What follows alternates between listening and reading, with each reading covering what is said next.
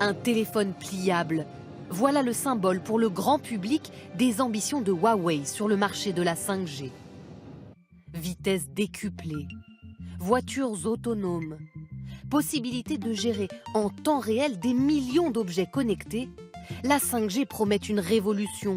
Et aujourd'hui, le géant chinois en est le principal acteur. La 5G a un énorme potentiel pour le consommateur, mais aussi pour les marchés connectés. C'est pourquoi Huawei a investi non seulement dans les smartphones, mais aussi dans la construction de réseaux 5G. Mais Huawei, proche du pouvoir chinois, inquiète les États-Unis et divise l'Europe. L'Espagne a choisi le géant chinois pour construire l'essentiel de son futur réseau 5G. Le Royaume-Uni et l'Allemagne, eux, hésitent, mais n'excluent pas de travailler avec lui.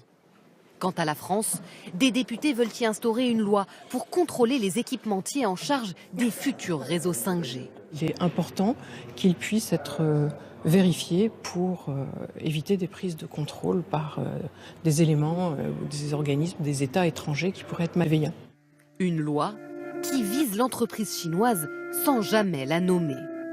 Problème, hormis Free, tous les opérateurs téléphoniques français travaillent déjà avec Huawei. Bouygues, SFR et Orange lui ont confié une partie de leurs tests sur la 5G. Une exclusion de Huawei pourrait leur coûter cher. On risque d'avoir quelques retards pour les Européens et en termes financiers, le coût sera 30% supérieur puisque les Chinois, qui sont en avance technologiquement pour la première fois, sont aussi les moins chers. Orange a finalement changé d'avis et fera appel à un autre équipementier pour développer la 5G en France. Ce soir, Huawei veut rassurer. L'entreprise affirme qu'elle ne laissera personne utiliser son matériel à des fins d'espionnage.